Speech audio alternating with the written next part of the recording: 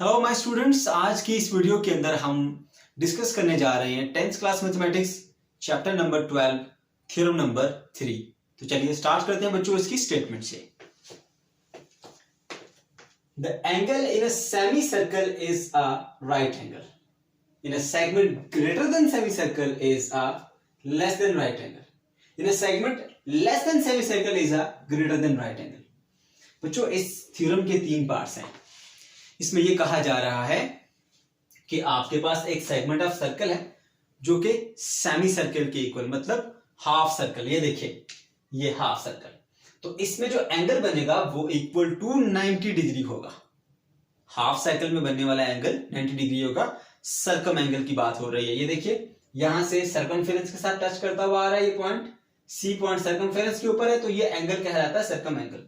Circum angle क्या होता है? ऐसा एंगल जो कि सर्कमफेरेंस के साथ बनता है। ये देखिए, सर्कल का सर्कमफेरेंस और ये सर्कमफेरेंस से बनने वाला एंगल है सर्कम एंगल, राइट। तो सेमी सर्कल के अंदर जो एंगल बनेगा वो इक्वल टू 90 डिग्री होगा। सेकेंड पॉइंट में कहा गया कि अगर आपके पास एक segment of circle semi circle से ग्रेटर हो, लाइक इन दिस सिचुएशन, ये देखिए, ये segment of circle semi circle से ग्रेटर है, इसमें जो सर्कम एंगल बनेगा वो लेस देन 90 डिग्री होगा। थर्ड केस में एक सेगमेंट ऑफ सर्कल वो सेमी सर्कल से कम है, छोटा है, लाइक दिस ACB, ठीक है। इसमें जो सर्कम एंगल बनेगा वो 90 डिग्री से ग्रेटर होगा।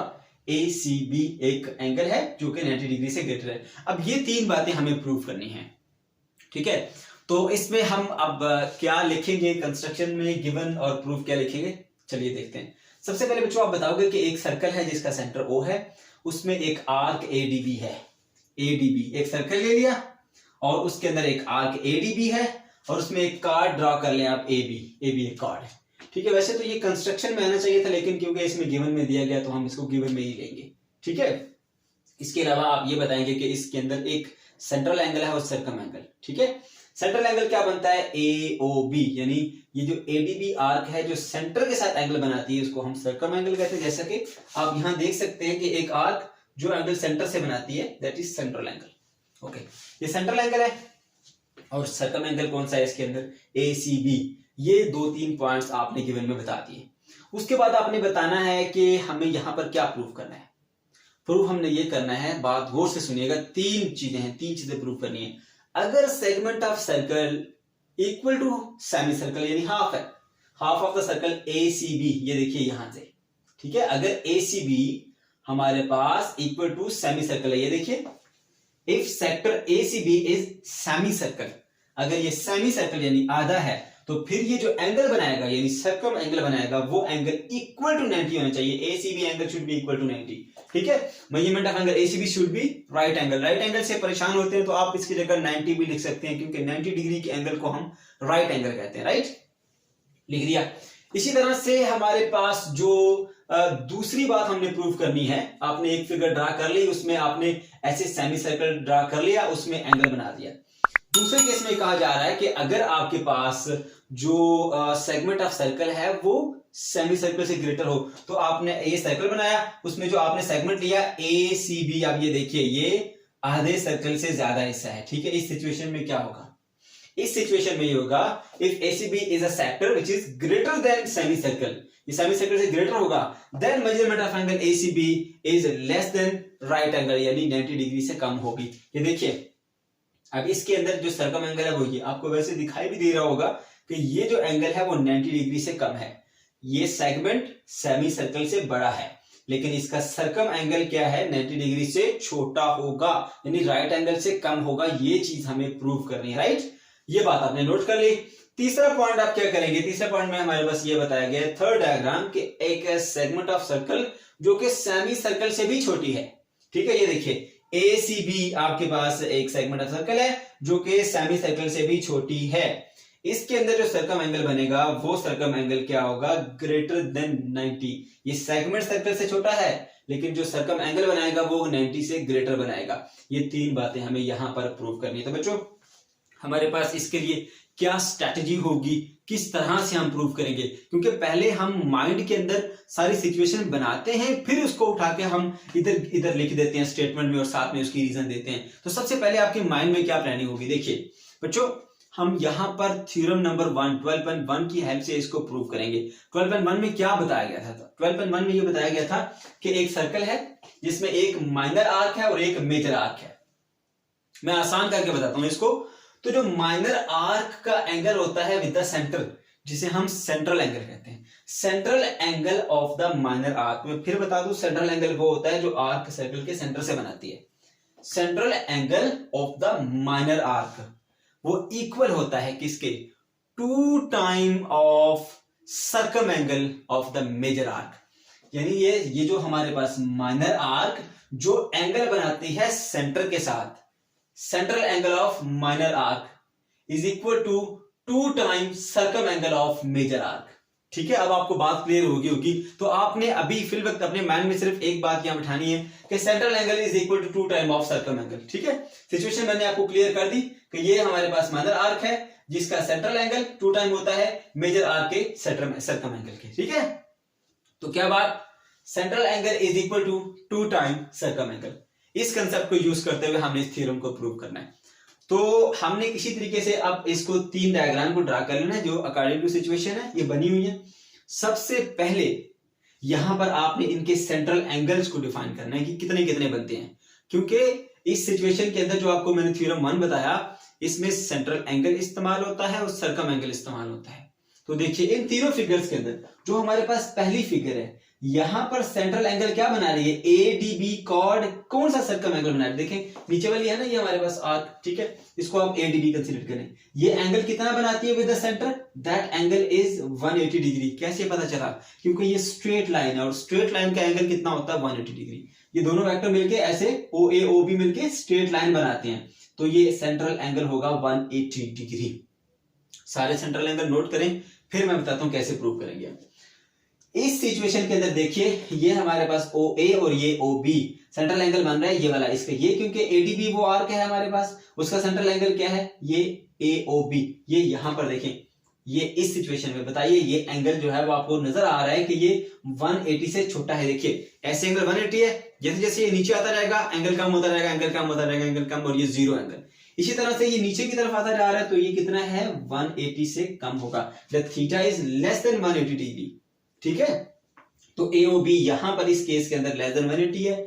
और इस केस में देखिए यहां पर जो थर्ड केस है, यहां पे OA और OB ये जो एंगल बना रहे हैं वो ये वाला सेंट्रल एंगल है। ADB ये नीचे वाली आर्क है और ये एंगल बना रही है कौन सा वाला?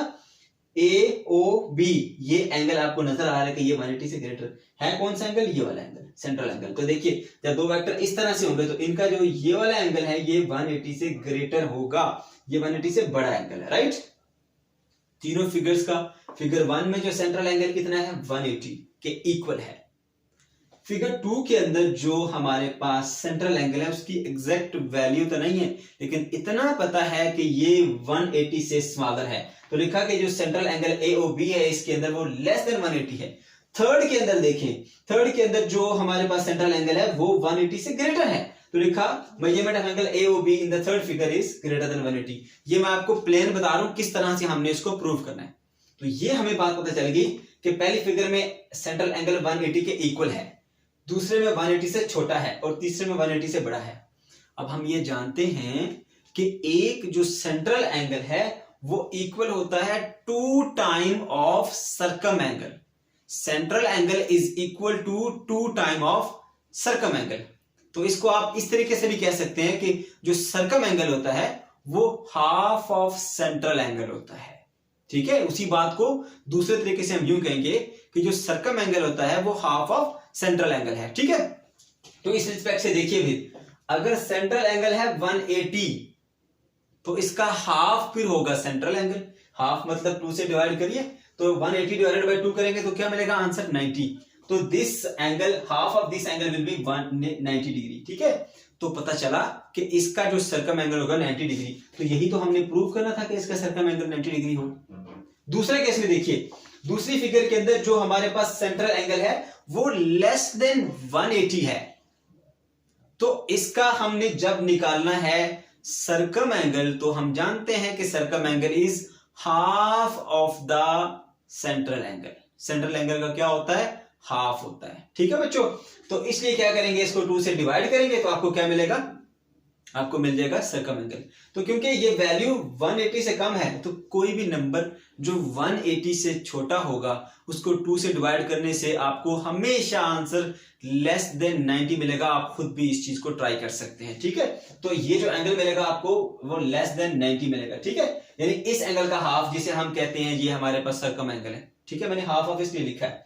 ओके, थर्ड में देखिए AOB हमारे पास जो एंगल है, सेंट्रल एंगल, वो 180 से बड़ा है, तो सर्कम एंगल इसका हाफ होता है।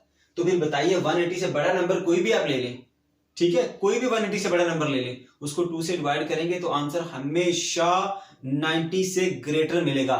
इसलिए इसका जो हाफ होगा वो ग्रेटर देन 90 होगा।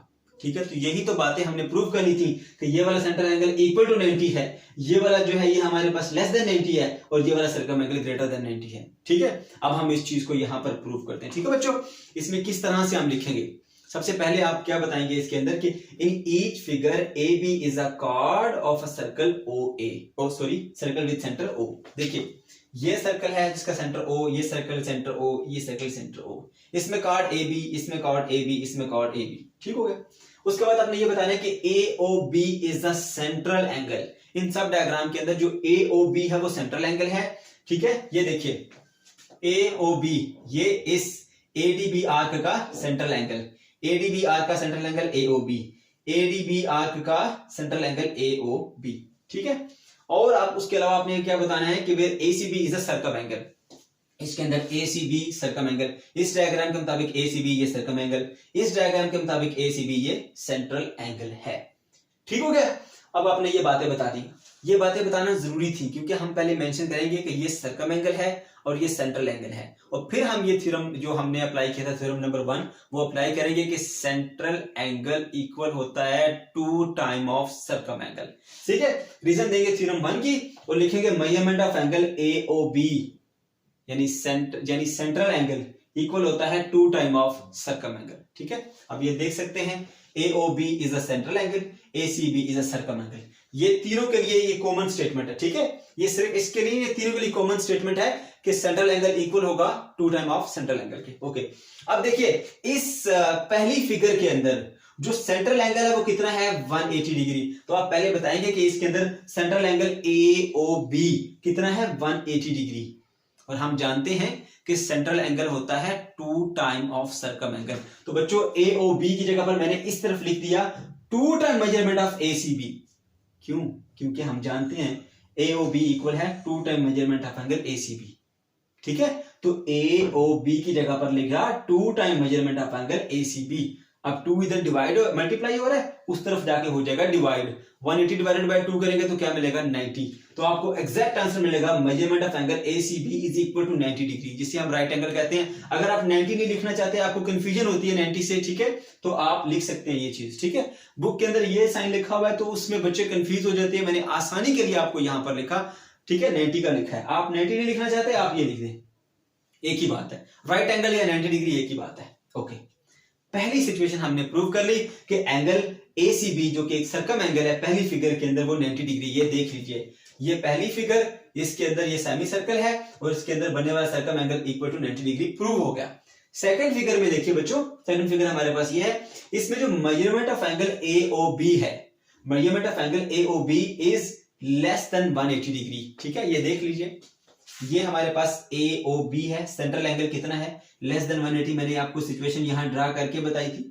ये सेंट्रल एंगल यहां बन रहा है नीचे, तो ये एंगल कितना है? 180 से कम है। ओके, अब AOB इज लेस देन 180, तो सेम टू सेम वही काम करेंगे जो आपने पहली मरतबा किया था कि AOB इक्वल होता है 2 time measurement of angle ACB के। ये देखिए यूजिंग इक्वेशन नंबर 1। ठीक है, यहां पर इसके अंदर AOB की जगह पर आप लिखेंगे 2 time measurement of angle ACB। ठीक हो गया। तो अब क्या होगा? ये 2 यहां पर मल्टीप्लाई हो रहा है, इधर आके हो जाएगा डिवाइड। 180 डिवाइडेड बाय 2 करेंगे तो क्या मिलेगा? 90 डिग्री। तो पता चला कि measurement of angle ACB is less then 90। 90 नहीं लिखना तो फिर आप ये सिंबल यूज करेंगे, ये वाला। ठीक है, ब्रैकेट में RT, angle right angle, right angle मतलब 90 डिग्री। तो आपकी आसानी के लिए मैंने 90 लिखा। तो यही तो हमने प्रूफ करना था कि इसके अंदर जो एंगल बनेगा सर्कम एंगल वो लेस देन 90 होगा। ये देखिए ACB इज लेस देन 90, तो ये देख लीजिए ये ACB ये एंगल सर्कम एंगल है और ये 90 से लेस है। ठीक हो गया। अब दूसरी डायग्राम भी हमने प्रूफ कर ली। थर्ड डायग्राम पे बढ़ते हैं। इसमें बताया जा रहा है measurement of the angle AOB यानी सेंट्रल एंगल जो है वो क्या है, ग्रेटर देन 180 डिग्री। ये देखिए यहां पर AOB ये सिचुएशन आपको नजर आ रही होगी। ये जो एंगल बना हुआ है इन दोनों वेक्टर के दरमियान में वो थीटा यहां पर मौजूद है वो 180 से ग्रेटर है। सही है। तो आप बताएंगे ये एंगल AOB ये सेंट्रल एंगल बड़ा है 180 से। हमें नहीं पता उसकी एग्जैक्ट वैल्यू क्या, मगर ये श्योरिटी है कि ये 180 से ग्रेटर है। तो बता देंगे कि measurement of angle AOB is greater then 180 से ग्रेटर है, राइट। ओके। अब हम जानते हैं तीसरी बार वो पॉइंट हम यूज कर रहे हैं कि भाई सेंट्रल एंगल इक्वल होता है 2 टाइम ऑफ सर्कम एंगल के, यानी AOB इक्वल होता है 2 time measurement of angle ACB। तो उसी AOB की जगह पर लिखेंगे 2 time measurement of angle ACB। 2 यहां मल्टीप्लाई हो रहा है, इस तरफ आके हो जाएगा डिवाइड।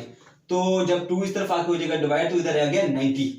ठीक है, इधर 90 रह गया। तो आप क्या पता चल रहा है आपको, measurement of angle ACB is greater then 90 से बड़ा है। तो ये देखिए तो जो हमारे पास ये सर्कम एंगल है वो 90 से बड़ा है।